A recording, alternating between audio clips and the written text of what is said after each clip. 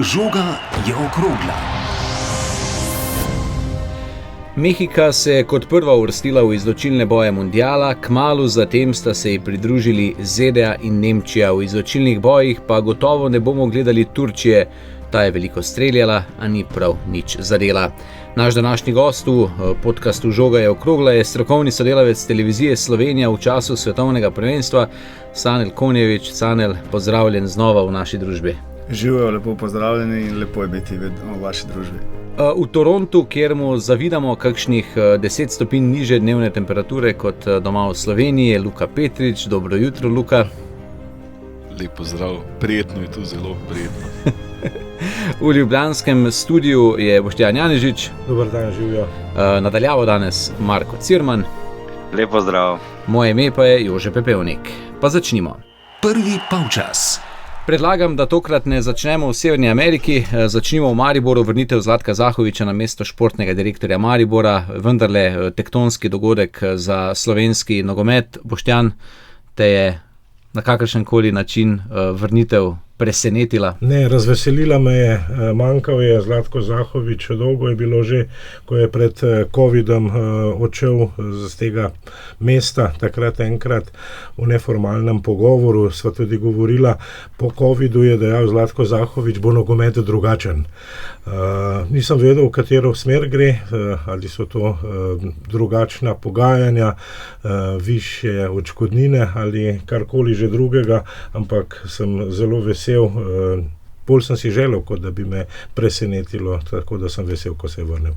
Sanel, je z tvojega zornega kota morda v tej drugačni konstelaciji Maribora, v drugačni strukturni postavitvi, podobno bom vprašal kot Boštjana, presenečen, da se je Zlatko Zahovič odločil vrniti v klub, kjer pa vendarle zdaj ne bo absolutistični športni direktor? No, zagotovo si je zaželel nogometa in dela v nogometu. Jaz absolutno trdim, da je to zelo pozitivna novica za slovenski nogomet. Sam sem si sicer že dalj časa želel, da bi ga videl v kakšni vodilni vlogi na nogometni zvezi oziroma v povezavi z reprezentancami. Bo pa zagotovo to zanimivo videti, na kakšen način bo funkcioniral. Kot si že omenil, tokrat gre za delo v klubu, ki ima tujega lastnika.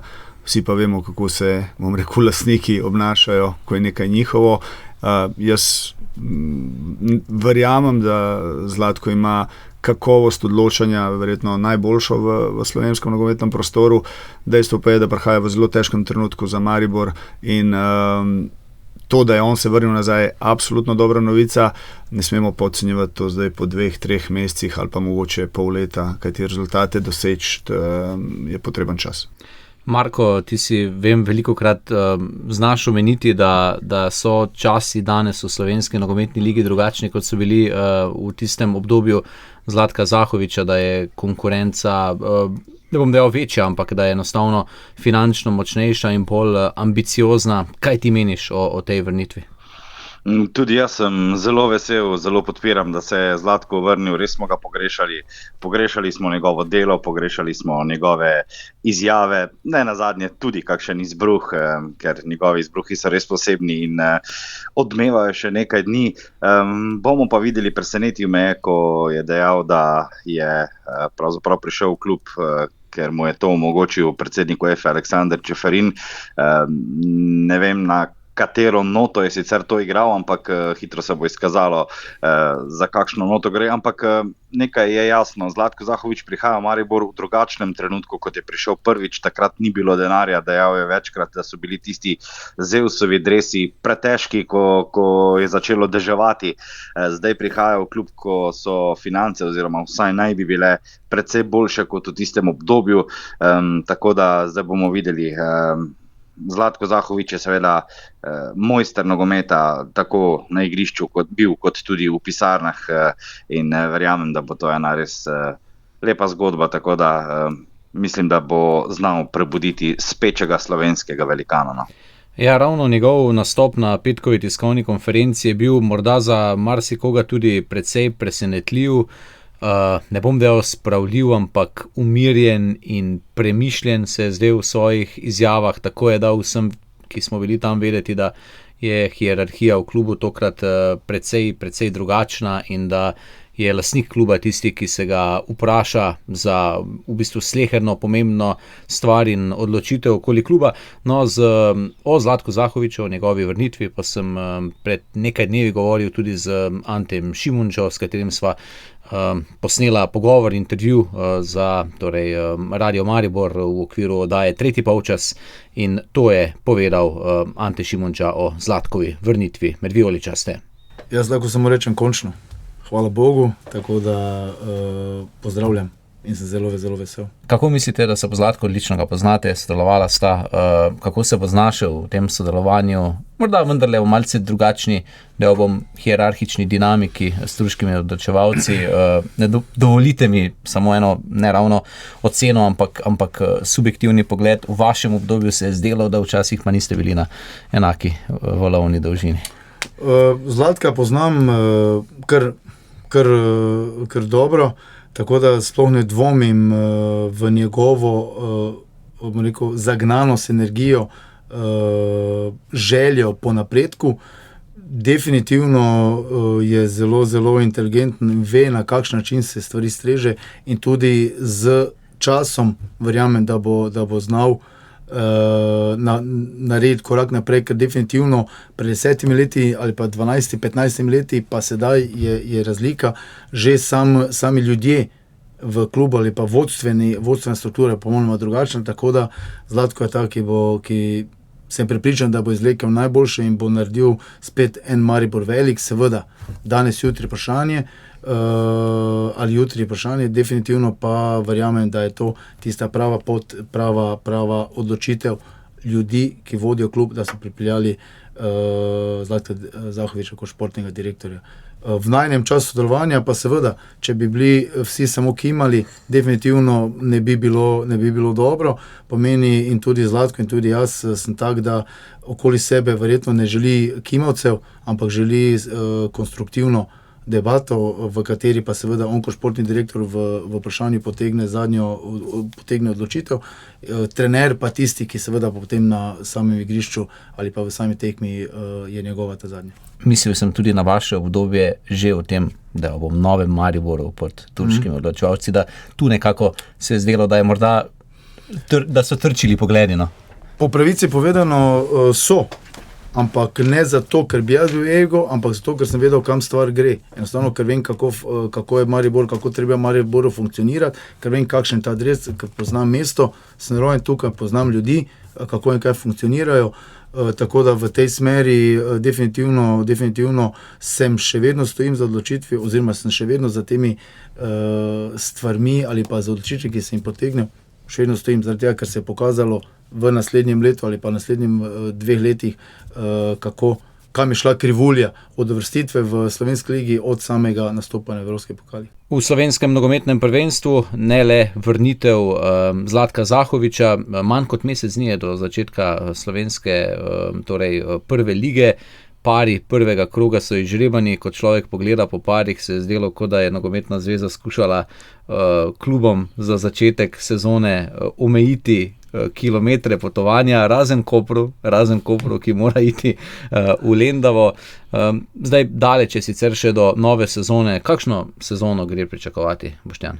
Kaj pa vem, kakšno sezono gre pričakovati? Predvsej bo sprememb, ne samo na v mariborskem strokovnem štabu, ampak kar 2 sta se zamenjala v ligi. Ni Domžal, ni tudi ne Primorja in sta 2 novinca, kar je bilo malokrat v ligi.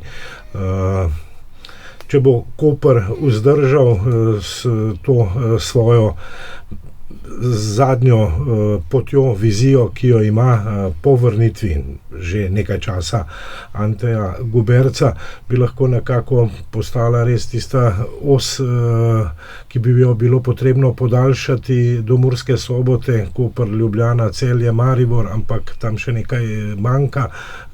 Ali bodo to prevzeli Lendavčani, ampak to govorim na pamet, novincu je venomer najtežje. Je pa okolica Ljubljane okrepljena z ne najboljšo infrastrukturo, ampak zelo srčnim brinjem. Sanel, tvoje mnenje o Olimpiji nas vedno zanima. Vem, da je sredi svetovnega prvenstva, morda malce, da bom nepopolno ali pa ne z vsemi informacijami, ampak tako kot v Mariboru, kjer se je veliko govorilo o tem, da bi znala biti tudi nova vodstvena struktura, se tudi to zdaj v Ljubljani zaenkrat ne dogaja. Še ena sezona, ki se prehitro začne. Pa čeprav brez Evrope, ne? Pa čeprav brez Evrope. Verjamem, da bodo pričakovanja tako v Ljubljani kot v Mariboru višja, kot je realnost. Predvsem zaradi tega, ker dejansko ena ekipa že ima novega trenerja, ampak vizija, ki so jo pa mogoče prodajali pred časom, se že v parih dneh ruši. Od tega, da je težko pripeljati mlade in kakovostne Slovence, ampak to je tisto, kar bom rekel, narod, mediji, vsi radi popijemo. Jaz iskreno upam, da bo novi trener imel mir, predvsem mir in čas, in da mogoče neuspeh, kot ga je imel prejšnji trener ali pa prejšnja sezona, ne bo v bistvu mu presodila prehitro. Glede celotne lige pa dejansko vidimo, da je res sezona prehitro prišla. Razen Kopra, ki je bil ravno kar omenjen, imam občutek, da vsi klubi imajo težave. V Lendavi so ostali brez trenerja, brez direktorja, dejansko vsi se soočajo z nekaterimi stvarmi, na katere niso pripravljeni, edino tako, pa se mi zdi, da mogoče, če bi imel neko konstanto, ki jo je kazal v prejšnji sezoni, da bi lahko mogoče letos celo kandidiral za naslov prvaka. Ja, morda bo nujno potreben za vse omenjene, ki jih je Sanel naštel, še tudi že za Zlatka, pa potem za Olimpijo brez strokovnega vodstva, z le s trenerjem oziroma slabim pisarniškim vodstvom, saj še tisti zimski prestopni rok zelo, zelo, zelo pomemben, da bomo potem morda kaj lažje govorili, če tudi pred spomladanskim delom prvenstva, ampak takrat bodo stvari malce bolje postavljene. Jaz bi tu samo omenil kot pomemben za slovensko ligo prestop oziroma odhod Martina Pečarja v Tenerife, res da v špansko drugo ligo, ampak vendarle v en nogomet, v okolje, ki bi mu lahko odgovarjalo. Marko, kaj pa... Pa Falufa je odšel z Brava tudi za rekordno odškodnino. Marko, kaj pa Celje? Kako zadovoljni so v Celju zaenkrat, oziroma ne samo z kadrovskimi stvarmi, ampak tudi z žrebom? Zadnjič smo samo omenili, koga je dobilo Celje v kvalifikacijah, pa morda kakšna beseda več. Ja, v Celju so zelo zadovoljni žrebom, ampak nekako v okolici pa se zdi, da je morda malo kar nekako preveč tiho, kar zadeva samih okrepitev, najprej notranjih okrepitev, zdaj je že bolj kot nejasno, da bosta tako Nieto kot Karničnik zapustila Celje. Nieto naj bi odšel v Pafos, Karničnik pa v Omonijo, torej oba na Ciper. Veton Tuša je novi član Celja, torej novi vinger Celja, ob njem tudi še Ivanšek, to da nisem prepričan, da sta to nogometaša, ki bi lahko igrala sočasno v kvalifikacijah in tudi v slovenski ligi, tako da kar preveč mirno morda za takšne ambicije, kot jih ima Celje, in bomo videli, kaj bo še uspelo ljudem v pisarnam pripeljati, ker morali bodo seveda zamenjati kader, sploh v podhodih tako pomembnih dveh nosilcev, kot sta to seveda Karničnik in pa Nieto. Praktično sta bila nenadomestljiva, težko je dobiti na trgu takšna dva igralca in vemo, da Vukasovič in tudi Ivanšek nista takšna nogometaša, ki bi lahko kar pa takoj stopila v čevlje, sploh na dveh frontah, ko bo Evropa za Celje zelo pomembna. Tako da malo prepočasi se vse skupaj dogaja. No, je pa res, da je tudi tole svetovno prvenstvo nas kar zapelje, nekaj nogometašev je kar naenkrat odšlo, recimo kot je Boštjan omenil, Fajeja, zelo pomemben pri Pravu v letošnji sezoni, zdaj ga ne bomo več videli, ko je šel v Slovan iz Liberca. Tako da ne dogajajo se takšni tektonski premiki. Vidi se, da je morda v slovenski ligi vendarle pomembnejši za naslednjo sezono tudi tisti zimski prestopni rok, da je za razliko od evropskega ta zimski prestopni rok nek manjši, blažji prehod in da je zimski tisto glavno kadrovanje v slovenski ligi. No. Luka, Marko je omenjal te prestope v Ciper. Včeraj, ko smo se nekako pogovarjali o tem o ciprskem nogometu, ki pomeni vrata v svet ali pa vsaj v finančno ugodnejše okolje za slovenske nogometaše in nogometaše iz slovenske lige, si pomenljivo pripomnil, da pa morda vse ni tako rožnato. Kakšno je tvoje mnenje o tem?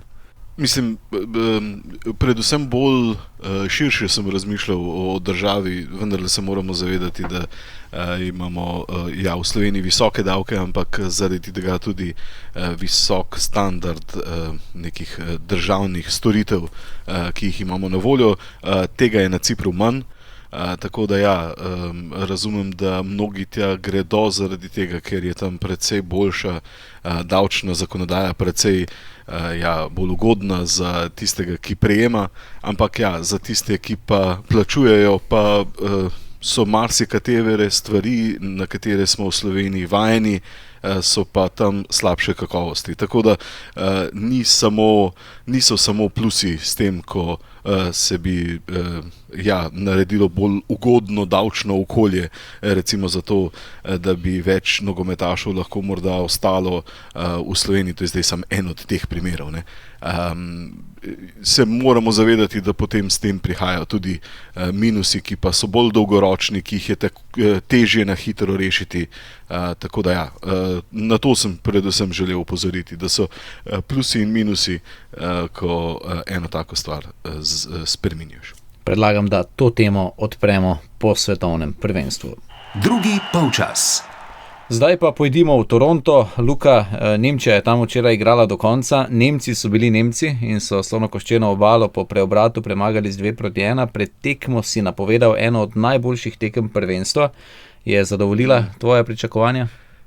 Ne vem, če je bila ravno ena najboljših, ampak bila je pa dobra. Od vseh treh tu v Torontu, torej Kanada, Bosna in Hercegovina, Gana, Panama, ki je bila na drugi strani te lestvice kakovosti tekem, je bila ta Nemčija Slonokoščena obala, mislim, da najboljša, tudi dramatična s tem zaključkom. Vzdušje na stadionu super, tako enih kot drugih veliko. Mislim, to je bila rdeča nit vseh tekem tu v Torontu. Zelo simpatično navijanje, dober občutek na stadionu, no. Res.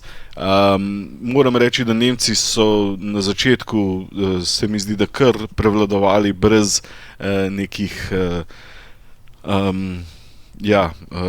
nevarnosti strani Slonokoščene obale, ampak ko so pa zadeli, pa potem v nadaljevanju se mi zdi, da se Nemci kar niso prebudili do tistih menjav sredi drugega polčasa in dva sta za izpostaviti. Amiri, ki je bil precej bolj direkten, precej več si upal kot pa Pavlović, ki me je sicer, moram reči, tudi navdušil. Sem tudi včeraj napisal, vedno se spomnim tistega, ko si mi rekel, kaj je Piksi Stojković govoril, da mi pa Pavlovića ne potrebujemo, ker imamo dovolj drugih dobrih igralcev, ko so mu povedali za nekega mladega Nemca srbskih korenin, ki je član Bayerna in se je res izkazal super igralca, sploh na tej zelo pomembni poziciji zadnjega veznega. Res, super kontrolira igra, ampak za tak nadzor je odličen, za več aktivnosti pa Amiri res je super prav prišel in tudi z njegovim predložkom so Nemci prvič zadeli in oba zadetka pa dosegel Undal. Sploh pri drugem, ta direktna podaja po sredini, po globini, po tleh, ko ga je našel Meča, se mi zdela res super. Zahtevna žoga za sprejet, za štopat, ampak ko pa je bil prvi dotik super, pa potem z lahkoto dosegel gol v dobri uri. 3 goli, 2 asistenci, res izjemen joker sklopi za Nemčijo. Za Nemčijo ga je Undal.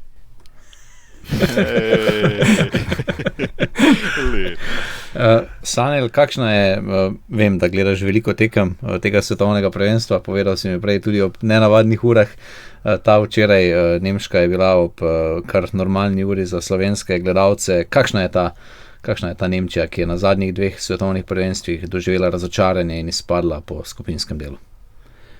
Pa verjetno ena izmed ekip, ki nima v svoji, bom rekel, začetni enajsterici nekega nogometaša, ki bi lahko rekel, da je med top elito. In verjamem, da je to verjetno eden izmed razlogov, zaradi katerega oni ne bodo mogli narediti nekega preskoka čisto do konca.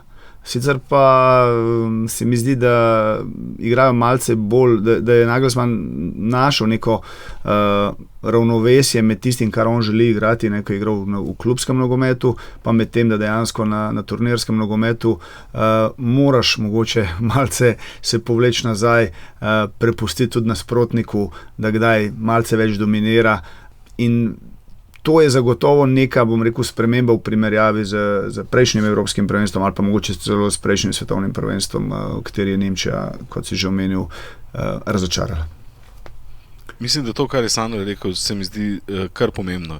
Velikokrat se mi zdi, da ekipa lahko v klubskem nogometu nadomesti neko izjemno individualno kakovost. V reprezentančnem nogometu se mi pa zdi ta individualna kakovost bolj pomembna. In ne glede na to, da je Nemčija, se mi zdi, da super deluje kot ekipa, da igra zelo nesebično, da je ekipa kar na prvem mestu, tudi Undal z veseljem sprejel to svojo vlogo Jokerja klopi, recimo eden od teh primerov. Ne. Ampak smo pa tudi na... Se ne strinjam, da z veseljem. Ni z veseljem sprejel, nikakor ne. Ne z veseljem, ampak je sprejel. No. Mislim, ne dela darmara v garderobi, to sem mislil. No. Ker sta imela z Nagelsmannom pogovor, prej ga je pa delal. Mislim, sej, ga je pač, je sprejel to, no? To sem mislil. No? In se mi zdi, da smo videli že na tem prvenstvu nekajkrat, ne? Da kako so posamezniki, ne vem, Haaland, Mbappé, Messi, kako so posamezniki reševali tekme. No? Tako da, tega res primanjkuje v nemški reprezentanci. Luka, meni se je zdel, vsaj na televiziji, Julian Nagelsmann včeraj izjemno nervozen in njegove reakcije v drugem polčasu so bile vselej, tudi ko je bilo objektivno nekako pričakovati njegovo reakcijo in ko je ne bi bilo pričakovati, so bile zelo, zelo nekako nervozne. Spomnil me je na Klopa, ampak takšnega manj simpatičnega Klopa.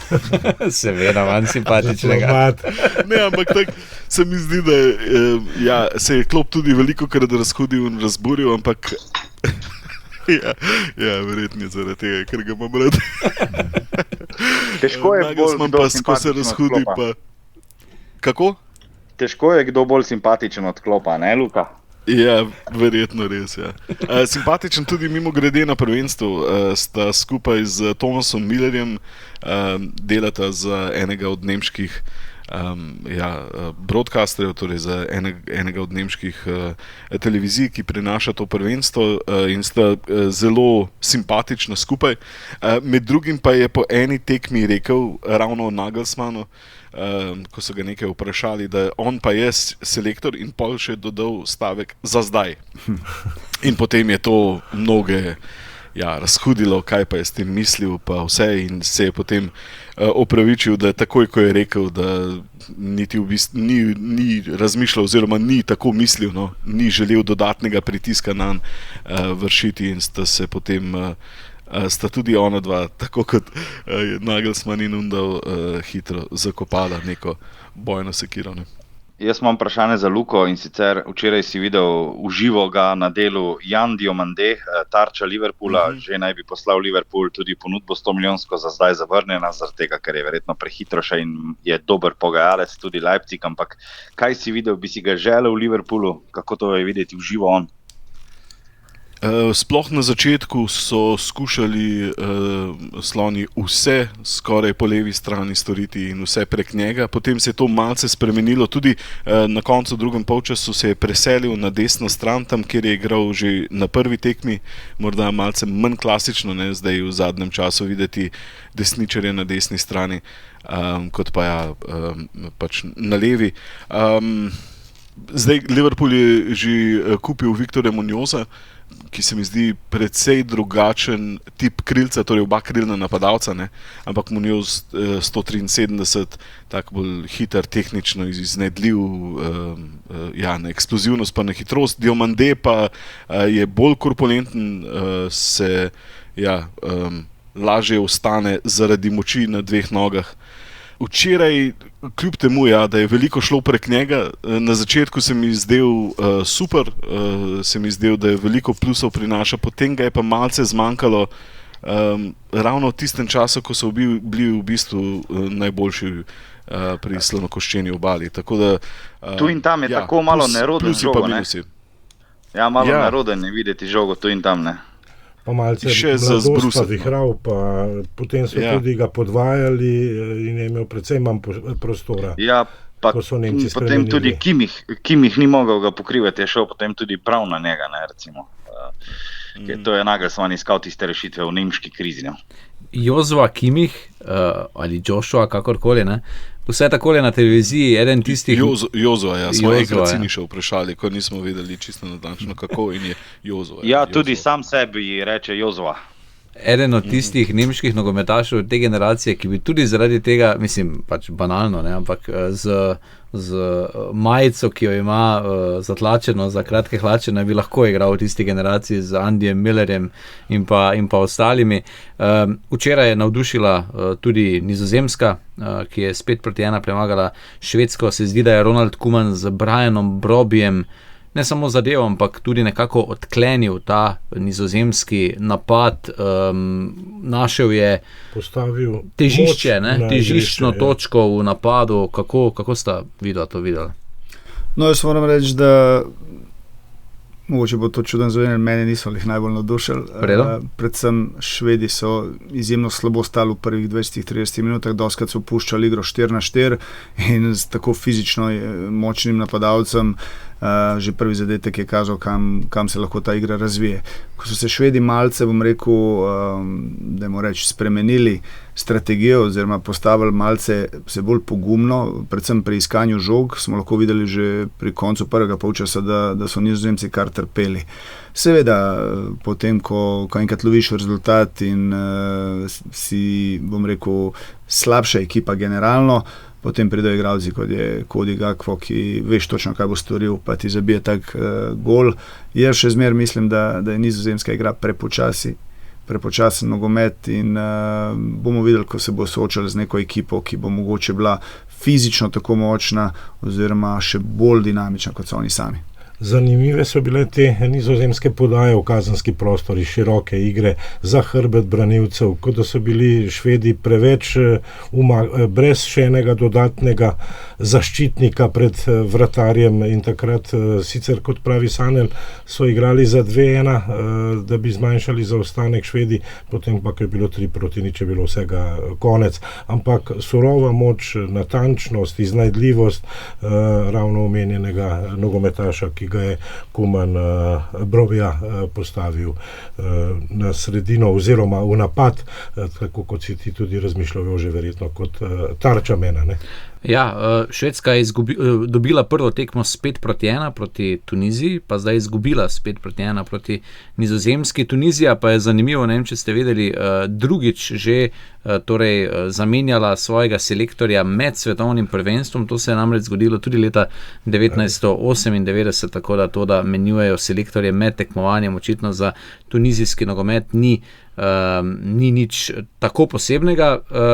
Turčija, morda moramo omeniti, 62 strelov so sprožili v 2 tekmah, kar je največ na svetovnih prvenstvih od leta 1966, pa niso dosegli niti enega zadetka na zadnji tekmi proti Paragvaju, pa tudi povrh tega, da so igrali velik del tekme z igralcem več. Potem, ko smo videli Luka prvi rdeči karton zaradi prekrivanja ust v sodobnem nogometu, kako ti gledaš na to, kar se nekako razpasla epidemija tega, ne, da si nogometaši prekrivajo usta in komunicirajo? Ja, zaradi teh ugibanj o tem, kaj je povedal ta igralec Benfique, ne spomnim se, kako se že piše, ki je zakril usta in bil zaradi tega sankcioniran. Mislim, da Mbappéju na tekmi Benfica Real Madrid takrat mu naj bi nekaj rasističnega rekel. Ne? zdi se, kot da je takšna majhna stvar za rdeči karton, za nekaj, kar tako spremeni tekmo, ampak Prestijani. Ja. tako. Toliko so o tem govorili, toliko so o tem opozarjali igralce. Videli so je tudi po reakciji vseh ostalih okoli, da so takoj vedeli, zakaj gre, opozarjali sodnika. Tako da ni kaj, se zdi res kar kruta stvar, da si zaradi tega izključen, ampak ja, takšna so pravila in da se onemogoči, da se zmerja druge na tak način, da se ne izve, kaj si rekel, se mi zdi od vseh možnih rešitev ta morda še najboljša. Super pa mi je bilo, kako je v bistvu reagiral Paragvaj, sicer zelo tako pragmatično, veliko so, kolikor so mogli, vlekli, ustavljali igro, prekinjali, da bi pokvarili ritem Turkov, ampak si jim kar privoščil, ker so se znašli v tako zahtevnem položaju in so morali celo tekmo ščititi to zgodnje vodstvo in na koncu jim je tudi uspelo, velik korak naredili k preboju v nadaljevanje. Sem zadnjič slišal, da z 3 točkami in zgolj razliko -2 je več kot 70% možnosti, da napreduješ. Tako da ena zmaga že zelo, zelo veliko prinese na tem svetovnem prvenstvu, ko 8 od 12 tretjeuvrščenih ekip napreduje v izločilne boje. Jaz bi se dotaknil Turkov, ki si jih omenil. Če ne bi bilo XG oziroma pričakovanih zadetkov, bi danes mi vsi govorili, kako so Turki nesrečni, z 62 streli. Ampak dejansko ta filozofija je šla že mimo. Njihov pričakovan zadetek na strel je bil 0,06, kar pomeni na 100 strelov bi 6 golov dosegali, oziroma od 17 strelov 1. Poleg tega dejstva, da so edine priložnosti, ki so jih naredili prek igralcev, ki nimajo, bom rekel, značaja nekih finišerjev dobrih, to so bili branilci. In dejansko Turki so imeli težavo od centralnega napadalca in imeli so težavo, da so veliko večino teh strelov izvajali izven 16 metrov, kjer sta predvsem 2 ključna igralca, Guler in Calhanoglu, sta, bom rekel, res igrala pod svojimi sposobnostmi. Tako da ta fama 62 strelov je treba res dobro razložiti. Včasih je to bilo tako, več strelov, ko imaš, boljši si bil. Pak v nogometu ne gre več za količino, pa gre za kakovost priložnosti. Odkar smo na zadnje snemali oddajo, se tudi marsikaj seveda zgodilo v drugih skupinah.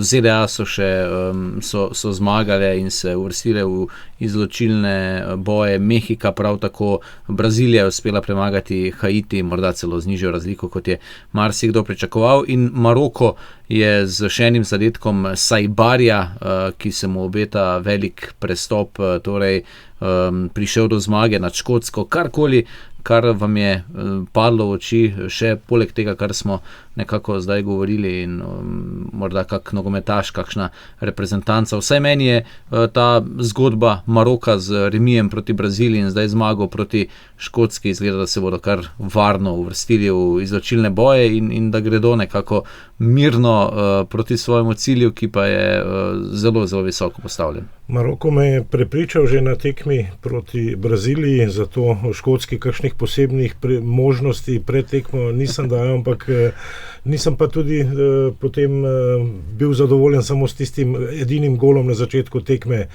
tako da sem pričakoval kaj več od Maroka, ampak dobro reprezentanco imajo, tudi dobra reprezentanca je ta, vsaj zdi se mi tako, reprezentanca Slonokoščene obale, hitra, morda malce omejena ali pa premalo fizično pripravljena ali pa dobro zaprta strani Nemcev, tako da tudi od Turkov, ampak kar na pamet, saj so vendarle igrali dodatne kvalifikacije, sem pričakoval več, ampak nekako se stvari postavijo kar na svoje mesto potem. Sanel, lahko se vrnemo še nekaj dni nazaj, Švica, Bosna in Hercegovina 4-1, nenavadna tekma, potem ko smo v zadnji četrtini, če se malo pošalimo, videli vseh 5 golov.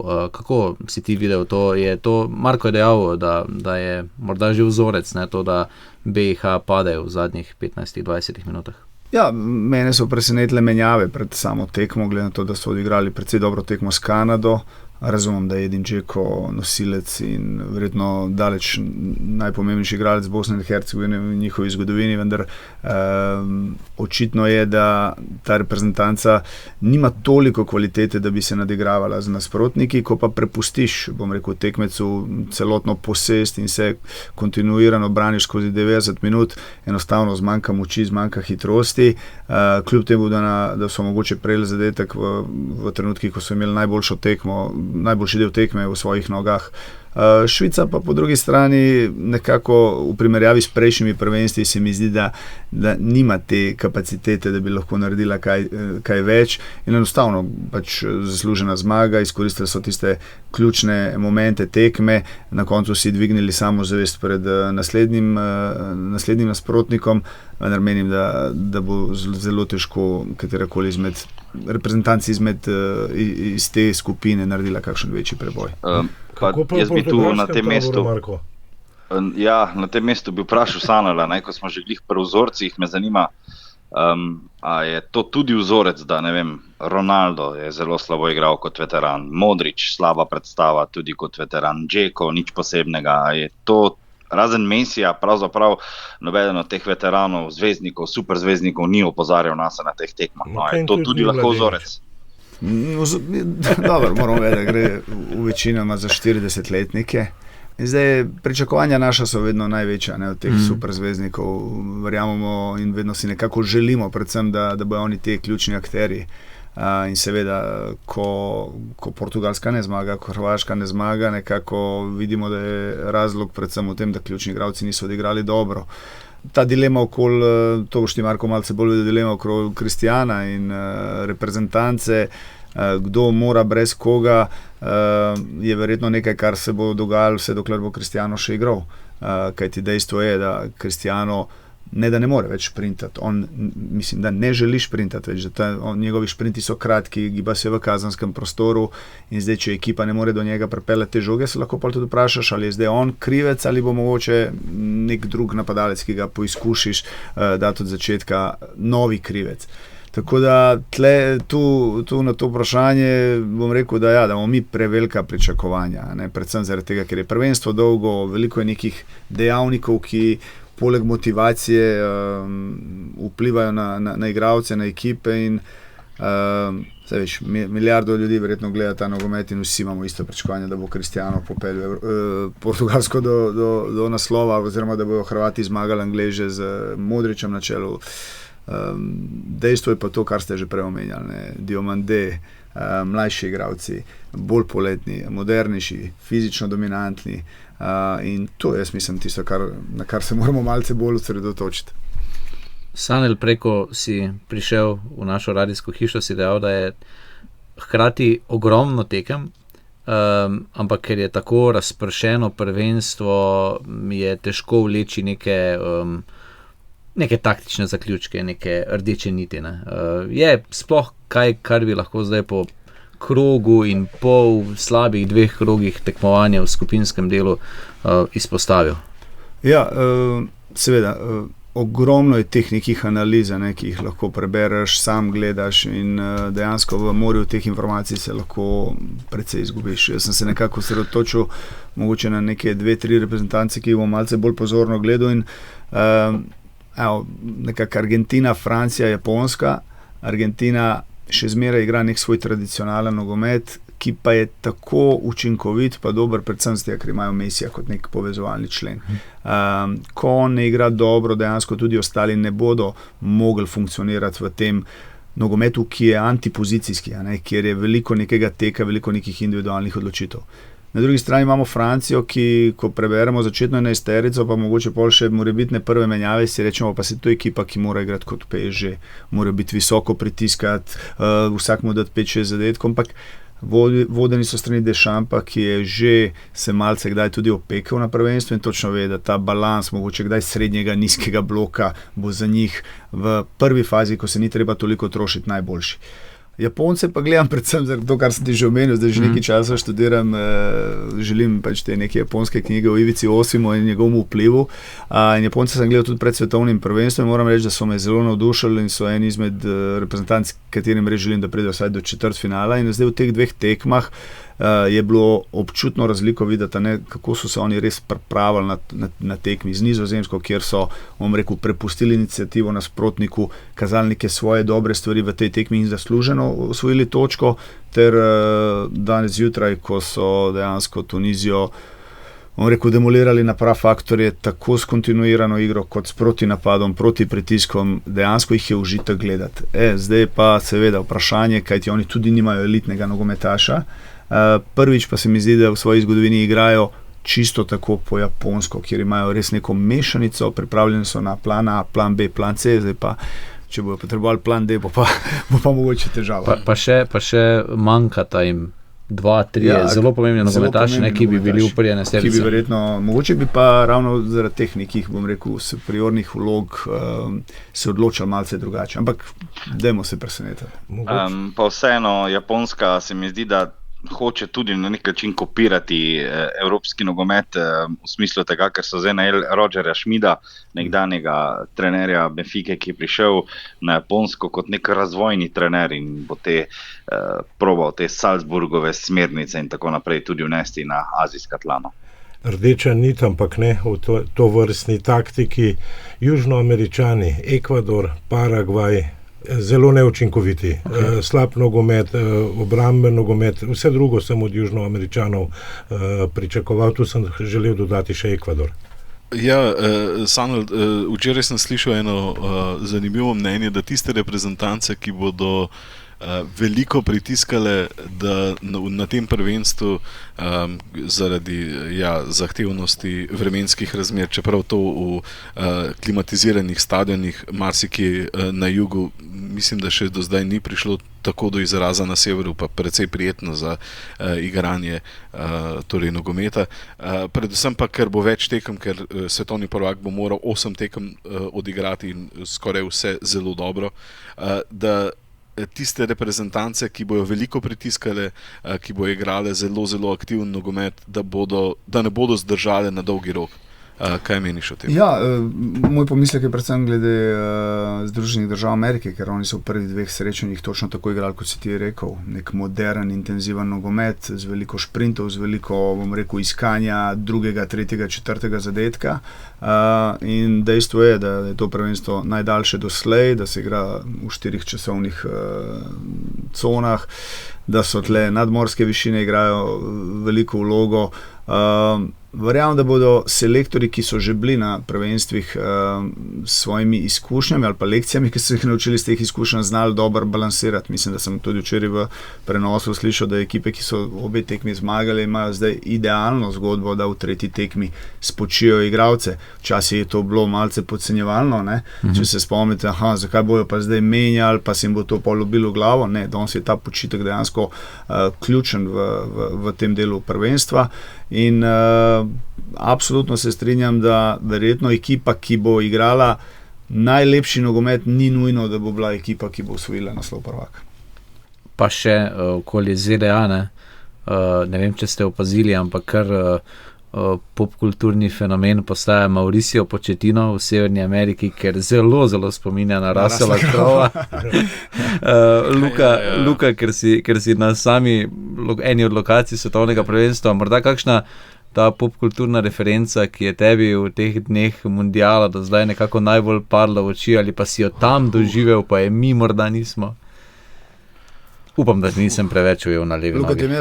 Livino na prejer, mislim, da na vseh pojev Bon Jovija, na vseh stadionih na polno jih kaže, tako da je to spet hit komadno.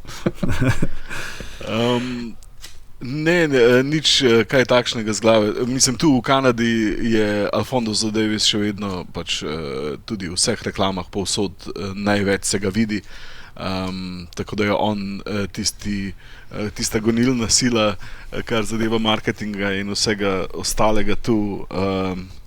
Sicer pa drugih stvari pa zdaj moram reči, da se ne spomnim. Zdaj v teh 2 tednih Kanade, ki sem jo doživel, moram reči, da je veliko sicer nekih stereotipov potrdila, neko zelo so odprti, zelo so prijazni, tudi pri prometu. Na stop znaku se vedno vsi ustavijo, brez kakršnega koli pomisleka. Zabavno mi je tudi, kako pravijo prvenstvu. Ne pravijo World Cup, ampak pravijo FIFA. Are you here for the FIFA? Nihče to ne reče, ampak oni pa rečejo, a si tu zaradi FIFA, a si tu zaradi svetovnega prvenstva. Sicer pa vsakič, ko greš mimo prostovoljcev, ti rečejo, have a nice day. Policisti, varnostniki tudi so taki mehki, potrpežljivi. Res, moram reči, da je Toronto res cool mesto, varno, prijetno, veliko zadoživeti, superno. Tudi včeraj sem bil na Toronto Islands z ladjo 15 minut stran, kot neka taka zelena oaza, ki pa je dovolj odstranjena od urbanega, da se zdi res povsem stran, povsem neurbana. Je tudi cenovno prijaznejša se mi zdi Kanada kot pa recimo ZDA, kjer sem bil lani.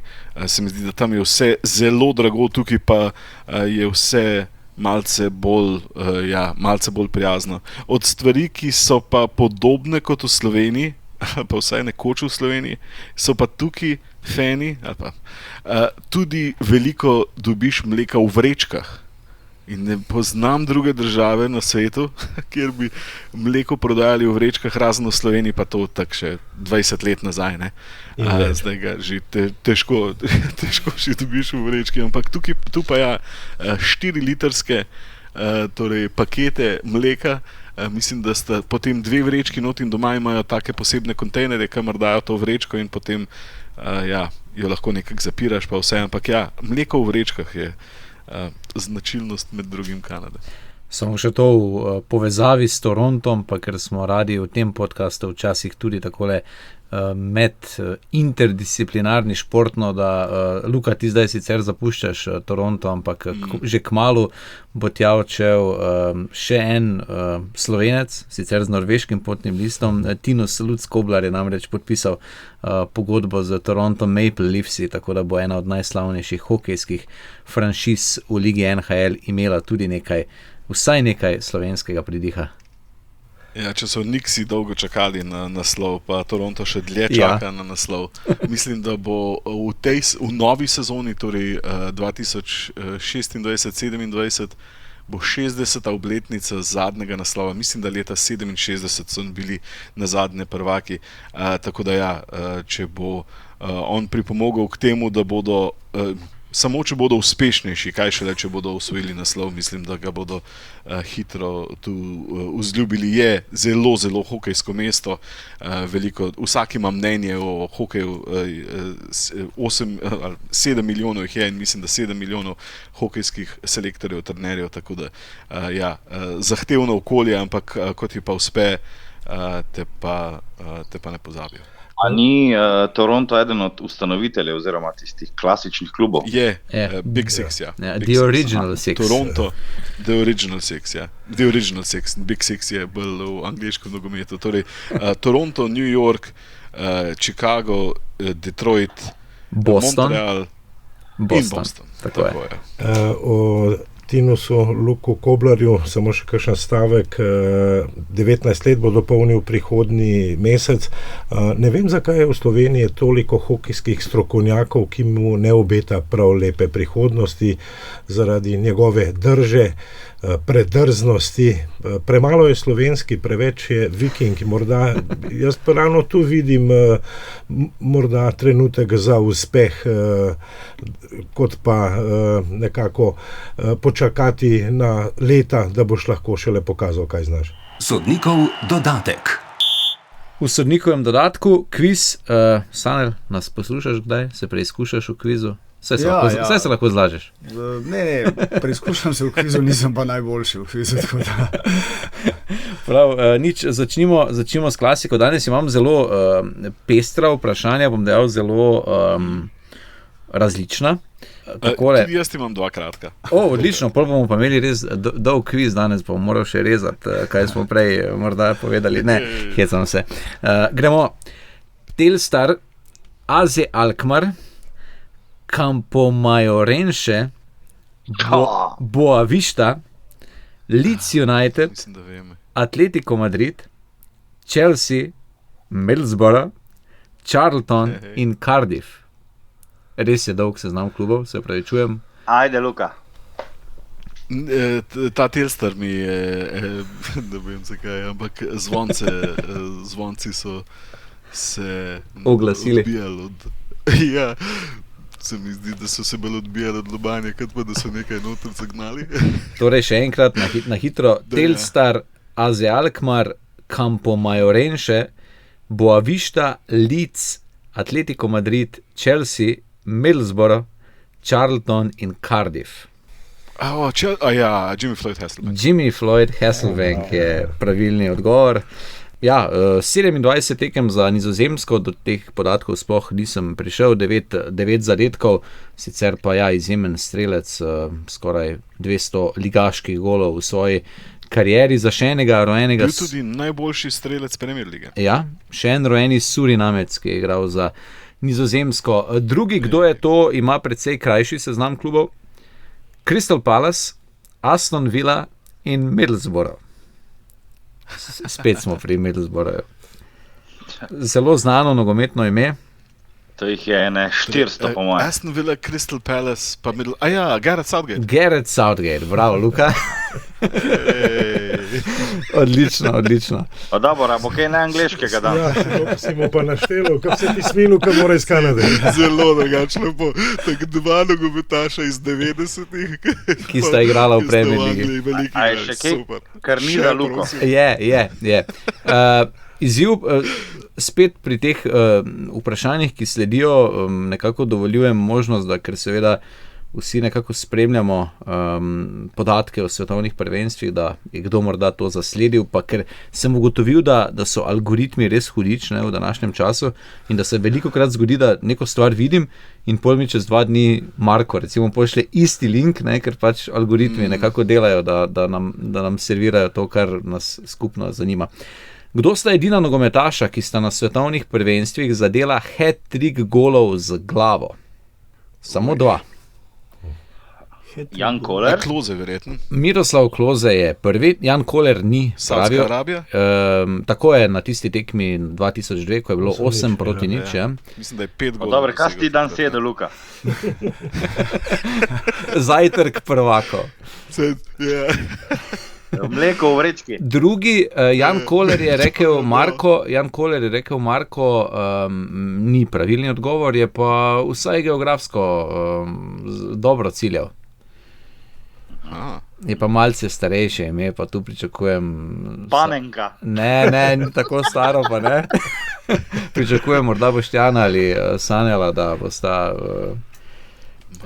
Mislim, da je šlo za, zdaj bom preveril, priznam, da zdaj googlam, ampak mislim, da je šlo za hat-trick v tekmi njegove reprezentance proti Kostariki, če se ne motim. In to je bil takrat the first hat-trick of headers in World Cup. Torej iščemo Čehoslovaka. Ja, zelo dobro razmišljaš. Je to 1990? To je 1990, ja. Aha.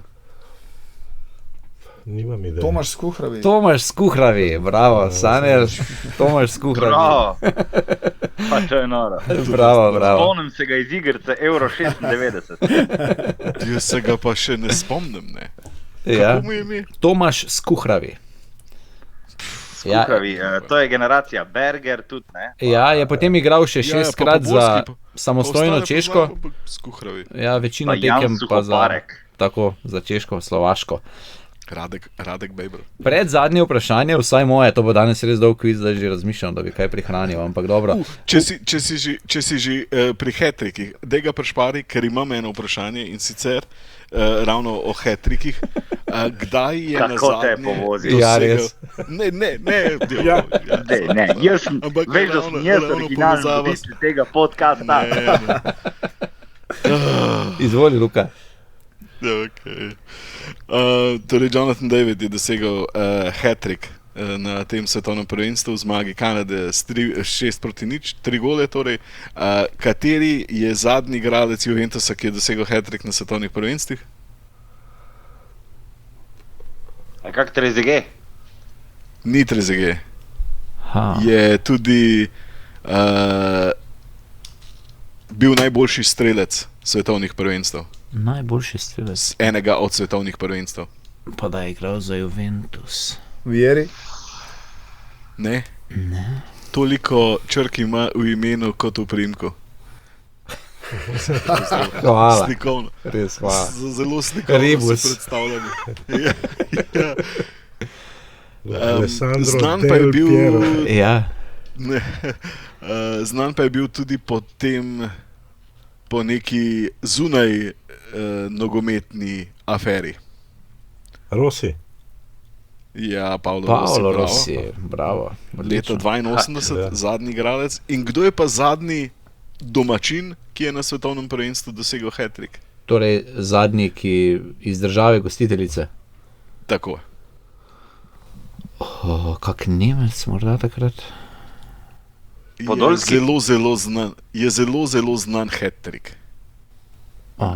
Lahko namig dam o tem, da so že mislili, da je konec, potem pa je dosegel hat-trick in je res bilo konec tekme. Nisem pomagal. En najbolj znanih stavkov v komentiranju te države, Pa je Nemec. ker so igralci stekli na gledalci stekli na Ne, igrišče. pol je pa Jeff Hurst. Jeff Hurst, leta Jeff Hurst, 66. leta 66. Torej, najprej tisti noro. zadetek, ali je bil čez črto ali ni bil čez Ja. črto. Potem Ali Anglija, ali pa prav zgodovina, da to je nerealno. jaz- Potem, v 120 minuti vsi že pridejo na Wembley, skoraj na zelenico se želijo veseliti in potem Hurst gre še v protinapad, zabija gol, doseže svoj hat-trick, končni zid 4-3 in komentator reče the spectators are on the field, they think it's all over, pa buf, zadene, it is now. Ne. Je tak zelo. Mu je dogodek omogočil, da je lepo končal svoj. A je bil Drury komentator? Ni bil. Ni dolg star. Mislim, da je bil Peter Wolstenholme. Sem skoraj siguren. Pa bom vseeno še porabil vprašanje, ki ga imam. Dej. Postavil sem ga Marku Polaku v redakciji, prej ko sva sedela tam in je ugotovil z nekaj razmišljanja sicer. Igor Prati je umrl pred nekaj dnevi, italijanski nogometaš, ki je bil izjemen napadalec, v bistvu tudi v 90-ih v seriji A.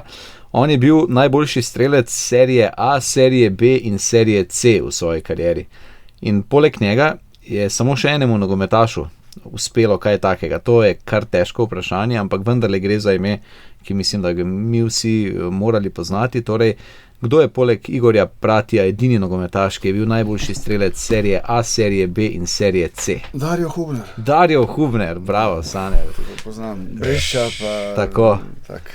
Dario Hubner doma iz Muđe, česar nisem vedel, torej iz Milje, torej takoj za slovensko mejo, kjer je nekoč... Strasten kadilec tokom svoje kariere. A res? Ja. Mislim, da je potem celo v neki zgodbi bil celo pomočnik trenerja, pa rekel, ga to ne zanima. A lahko zdaj vprašanje, katere cigarete je kadil? Milje, torej do zdaj sem jih povezoval samo z legendarnim koncertom Nirvane, zdaj pa jih povezujem tudi z Darijom Hubnerjem. Nič, mislim, da je bilo tudi kviza danes več kot dovolj.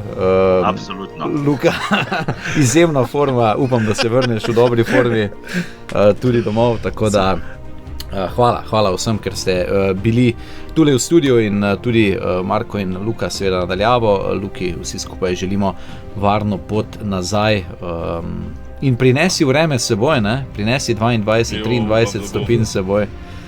Žal ne bomo, pa liga. Tako, podcast Žoga je okrogla, seveda pri vašem priljubljenem ponudniku podcastov na spletni strani Vala 202 ter v aplikaciji oziroma portalu RTV 365. Hvala za vašo pozornost, poslušalke in poslušalci, in tudi v nadaljevanju celotnega svetovnega prvenstva. Bodite v naši družbi, lep pozdrav, se slišimo.